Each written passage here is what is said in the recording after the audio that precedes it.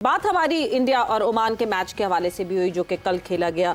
Different चीज़ें try की, different चीज़ें हुई, बट ओमान को बहुत सीखने को मिला इस पूरे एशिया कप से। बिकॉज कल भी जिस तरह ओमान ने जाते जाते वो कहते हैं ना, देव शोन देयर कलर्स, जाते जाते उन्होंने दिखाया कि हाँ जी, they have the potential to be a better team और आने वाले दिनों में हमें शायद और बेहतर होती हुई दिखेगी।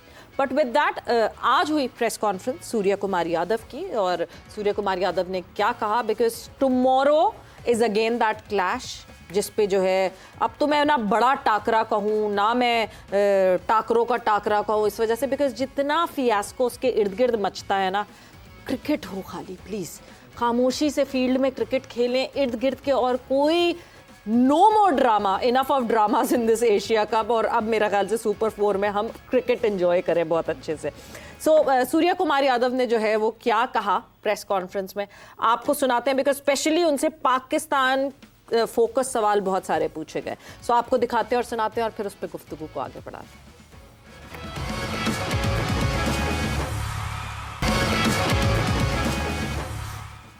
सेम इंटेंसिटी से खेलें और पूरा ट्राई करेंगे, बट यस वो सेम इंटेंसिटी हम पाकिस्तान के लड़कों से भी एक्सपेक्ट करते हैं, और हम देखना चाहते हैं कि वो इंटेंसिटी हमें दिखे, वो ग्राउंड में वो एनर्जी दिखे, वो जुनून दिखे। लाला, हम जब बात करते हैं ये सारा जो सिनेरियो हुआ, ये सारा जो फियास्को हुआ, क्या इन सारी चीज़ों से लड़के और ज़्यादा प्रेशराइज्ड हो गए होंगे? नहीं, प्रेशराइज देखें, प्रेशर तो होता है सवेरा, आप किसी भी कंडीशन में किसी भी टीम के खिलाफ खेलते हो, हाँ प्रेशर होता है। हाँ, इंडिया पाकिस्तान मैच स्पेशल होते हैं, वो नो डाउट प्रेशर होता है, और उसी प्रेशर में से निकलना है, उसी प्रेशर को एंजॉय करना है, उस प्रेशर में से आपको निकलना पड़ता है सवेरा। आप इतना आपका कैरेक्टर स्ट्रांग होना चाहिए आपके अंदर कि आप चाहे बैटिंग कर रहे हो चाहे बॉलिंग कर रहे हो, आपके माइंड में सिर्फ एक ही काम होना चाहिए कि आपने जो है ना वो अच्छा डिलीवर करना है। आपकी जो स्ट्रेंथ है उसी स्ट्रेंथ पे रहना है आपने, जो एटीट्यूड, जो बॉडी लैंग्वेज, उसको पॉजिटिव रखना है आपने। तो यही होता है प्रेशर। और क्या प्रेशर डिपेंड प्लेयर पे करता है कि आप प्रेशर लेते किस तरह हो चीजों को।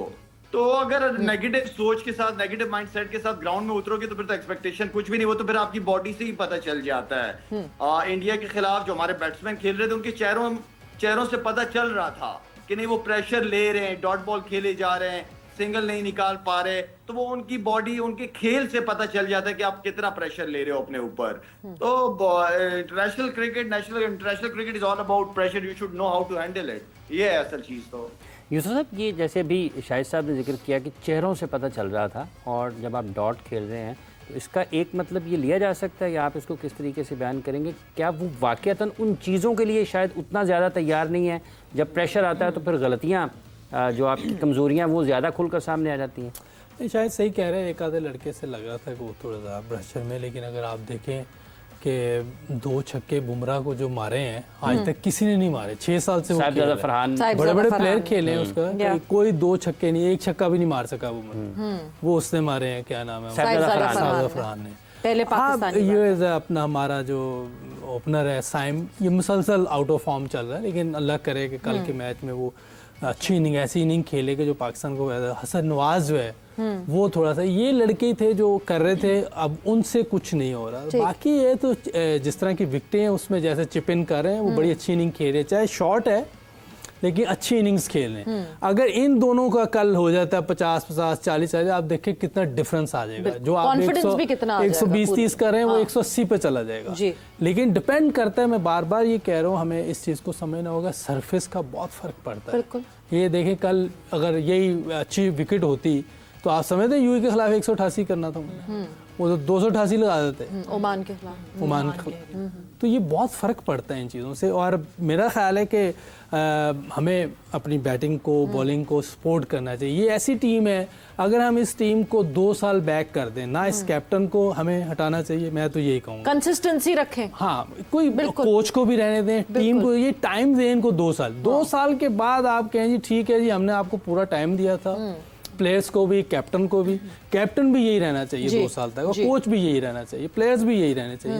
हाँ, आपको बाबर आजम की ज़रूरत है तो ज़रूर आप डालें, उसमें कोई ऐसी बात नहीं, लेकिन टीम को ना छेड़ें। अगर हम इसको छेड़ेंगे ना, देखिए बार बार हमने बाबर को बनाया, शाहीन को बनाया, शाहीन को हटाया, रजवान को लगा दिया, रजवान को हटाया, तो यही करते रहेंगे तो चीज़ें कभी भी सेटल नहीं मेरे ख्याल से सबसे ज्यादा डाउनफॉल आया ही जब आपने शाहीन को लगाया, फिर शाहीन को हटाया, उसके बाद से ये टीम खड़ी होती हुई नहीं दिखी। देखिए गलतियां हो गई ना, टुकड़ों में गलतियां हो गई, अब ना करें हम। अब हमने इसको बना दिया, अब इसी को रहने दें। हमें बैक करना चाहिए हम सबको, हमें इनको नहीं हटाने देना चाहिए, हमें इनको ही रहने चाहिए। इनके साथ आप फेथ करें कि यार अब बना दिया क्रिकेट बोर्ड ने, और क्रिकेट बोर्ड को भी चाहिए कि ये जो मैनेजमेंट आई है, ये जो कैप्टन है, ये जो प्लेयर्स हैं, एक आधा आप अंदर बाहर कर सकते हैं, लेकिन पूरी टीम को आप ना छेड़ें, मैनेजमेंट को ना छेड़ें, कैप्टन को ना छेड़ें। देखें यही मैं कहता हूँ, अगर इन्हीं चीज़ों के साथ एक चीफ सेलेक्टर भी रख देना तो बहुत फायदा। ये एक बंदे के पास जिम्मेदारी, देखिए होता क्या है, इसने कहा, उसने कहा, इसने कहा। आपने क्रिकेट बोर्ड से भी मामला करना है, आपने प्लेयर से भी बात करनी है सारी, आप हर जगह नहीं जा सकते, लेकिन आप क्या करेंगे कि अपने साथ ऐसे लोग रखेंगे जो आपको बताएंगे कि यार सिंध में ऐसा प्लेयर है, कराची है, हैदराबाद है, बलूचिस्तान से आप एक ले लेंगे, एक आप पेशावर से ले लेंगे, पंजाब से ले लेंगे, वो सारे आपको आके सपोर्ट करेंगे, फिर आप अपनी टीम बना लेंगे। जब आपके पास कोई, अब आप 5 चेयरमैन रख दें तो बोर्ड चल सकता है? नहीं चल सकता, नहीं चल। इसी तरह जो सिलेक्शन में है वो आप 4 रख देंगे, बीच में कुछ लोग ऐसे भी होते हैं जो नॉन वोटिंग होते हैं, वो भी बात करते हैं जी, वो बहुत ज्यादा बात करते हैं, इन्फ्लुएंस करते हैं, वो बहुत, हालांकि उनको तो बिल्कुल ज्यादा नहीं होती बोलने की, उनको तो उस कमरे में भी नहीं होना चाहिए जी। लेकिन ये है कि अगर हम ये कर दें, एक चीफ सिलेक्टर बना दें, किसी को तो फिर वो सिलेक्शन कमेटी का हिस्सा क्यों अगर इस कमरे में? इसका मतलब ये उनको नहीं होना चाहिए। आप चीफ सिलेक्टर एक बनाए और बाकी सपोर्ट करने के लिए, जैसे पहले भी होता था। ये चीज़ जरा अगर ये कर लेंगे हम, ये जैसे अभी बोर्ड ने किया है, इसको कप्तान बनाया, बहुत अच्छी चीज़ है। माइक हैसन को लाएं, ये बहुत अच्छी चीज़ है, नए प्लेयर्स को मौका दे रहे हैं। तो साथ एक चीज़ ये भी कर लें, बहुत सी चीज़ें बेहतर हो जाएंगी। जैसे चेयरमैन साहब जी खुद एक चेयरमैन, और नीचे उन्होंने बंदे रखे हैं जो उनको सपोर्ट कर रहे हैं, जो देख रहे हैं चीज़ें, वो उनको बताते हैं, वो फिर फैसला जो भी है, इस तरह चीज़ें करेंगे तो मेरा एक सिलेक्शन कमेटी की फॉर्मेशन होनी चाहिए और उसका चीफ होना चाहिए। शायद साहब, आप वाकई मानते कि एक मसला ये है पाकिस्तान की क्रिकेट में कि सिलेक्शन कमेटी का कोई चीफ ही नहीं है? देखिए ये तो बड़ी हैरत की बात थी, और यूसुफ बिल्कुल ठीक कह रहा है कि कुछ चेयरमैन सिलेक्शन कमेटी ही नहीं है, वो उस पे डाल रहा है, वो उस पे डाल रहा है, उस पे डाल रहा है। आई मीन किस तरह ये चीज़ मुझे भी समझ नहीं आई।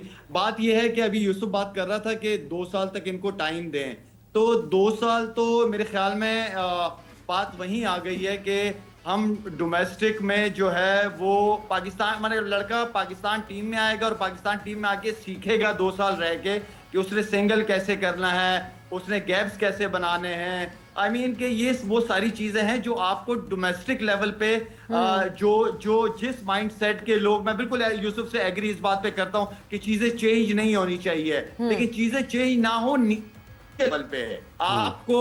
अब मैं कहता हूं कि चलो मोहम्मद यूसुफ की बात कर लेता हूं, सामने बैठा हुआ है मोहम्मद यूसुफ को कहते हैं जी आप डोमेस्टिक क्रिकेट में बैट्समैन बना के दें। हाँ, मोहम्मद यूसुफ को आप 3-4 साल का टाइम दो, वो रिजल्ट देगा आपका, वो चेंज ना करो, वहां समझ आता है। लेकिन पाकिस्तान टीम के 2 साल तक कोई चीज चेंज ना करो। आई मीन के हमें वहां पे चाहिए कि चीजें चेंज ना हो, वहां से लड़का सीख के, पाकिस्तान टीम तो परफॉर्मेंस की जगह है, वो तो परफॉर्म कर रहे हैं, या तो हमारे हालात ऐसे हो गए, हमारी क्रिकेट ऐसी हो गई है जिसकी वजह से हमें ये बात करनी पड़ रही है। लाला कहीं से तो शुरू करना पड़ेगा ना, क्योंकि अब तो अभी पीछे लड़के रेडीमेड नहीं आ रहे। सवेरा यहाँ से ना शुरू करें, आप डोमेस्टिक क्रिकेट से शुरू करें। बट इंटरनेशनल में क्या करेंगे, वो भी तो चल रहा है ना साथ साथ। देखिए मैं तो क्या कह रही हैं, इंटरनेशनल को क्या करें, इंटरनेशनल टीम भी तो साथ साथ compete कर रही है ना। ऐसा तो नहीं है कि हम 2 साल जो है वो बंद कर दें इंटरनेशनल कॉम्पिटिशंस, ये लड़के भी तो कुछ ना कुछ करते ही रहेंगे ना। ये देखिए मैं पहले ही कहा, हमारी डोमेस्टिक क्रिकेट की खराबी है, तभी तो ऊपर आके मुश्किल होती। अब क्या करे, उधर ये हसन यही करेगा ना, उनको वहां सिखाएगा, क्योंकि नीचे काम, क्योंकि रेडीमेड नहीं आ रहे, वो भी बैठ जाए तो फिर तो बिल्कुल ही बेड़ा गर्क हो जाएगा। इसका करना ये है, उनको सिखाना है तो फिर अच्छी टीमों के खिलाफ खिलाएं, बड़ी टीमों के खिलाफ खिलाएं, Ireland, Zimbabwe, USA. I mean कि इनसे तो हम हारे हुए हैं, ठीक है ना। आप फिर इनको तगड़ी टीम है, तगड़ी कंडीशन में खिलाएं ताकि लड़कों को कॉन्फिडेंस आए। बिल्कुल सही कह रहे हैं, बिल्कुल। ये भी फिर एक और पहलू है कि अगर आप फर्ज कर लें, जैसे अभी ये बात हो रही है कि फिर आपका कंपटीशन जिम्बाब्वे, बांग्लादेश, ये फिर आप गिने मत। मैंने उस दिन ये कहा है कि आप इन टीमों को तो मारें, इनसे नहीं हारना। आप बड़ी टीमों के खिलाफ खेलेंगे, हार भी जाए तो हमें भी कुछ कहना नहीं है कि वो बन रही है, टीम बन रही है, तैयार हो रहे हैं, सीख रहे हैं। जैसे हम अभी ओमान के बारे में बात करें कि यार इन्होंने सीखा होगा, तो इसके लिए देखिए ज़रूरत ये है कि मैंने पहले भी ये कहा है कि हमारे जो बड़े प्लेयर हैं ना जी, उनको आना पड़ेगा निचले लेवल पे। हम ये कह दें, मैं यहाँ कह दूं कि जी निचले लेवल काम होना चाहिए, लेकिन मैं आता नहीं। XYZ हमारे जो भी वो हैं फाइनेंशियल है, असल मेन तो फाइनेंशियल है और टाइम देना है, इसलिए हम नीचे आते नहीं। ठीक है, 9 to 5 कौन देगा, 10-15 लाख पे कौन काम करेगा यहाँ? इंडिविजुअल्स को जिम्मेदारी financial, उठानी तो पड़ेगी। हमारे ग्रेड्स आते नहीं। जितने भी ग्रेड्स हैं या जो भी बोल रहे हैं उनको आके काम करना चाहिए नीचे। बोलने वाला काम खत्म हो गया है। मेरे 4 साल पूरे हो गए हैं, 4 साल के बाद नए लोग आने चाहिए। हाँ, 4 साल के बाद अब 4 साल कोई और करे, अगर अच्छा करे बुरा करे वो छोड़ के चला जाए, कोई और आए, तो आना चाहिए हमारे ग्रेड्स को इस यूसुफ जगह पे। भाई और शाहिद भाई की बात बिल्कुल सही, इन्होंने सारी बात किया, लेकिन मुझे लगता है कि रोल्स डिफाइन करना एक बहुत इंपॉर्टेंट चीज़ है, बहुत ज्यादा। चाहे वो एक प्लेयर टीम में है या वो टीम में नहीं है। Yes. जो प्लेयर्स डोमेस्टिक जो खेल रहे हैं या जिन्होंने, अगर फॉर एग्जांपल मैं एक नाम लेती हूँ, साइम है, ठीक है। साइम के आप बैकअप पे हसीबुल्ला है जी। तो आप हसीबुल्ला को भी आप वो उसका रोल क्लियर करेंगे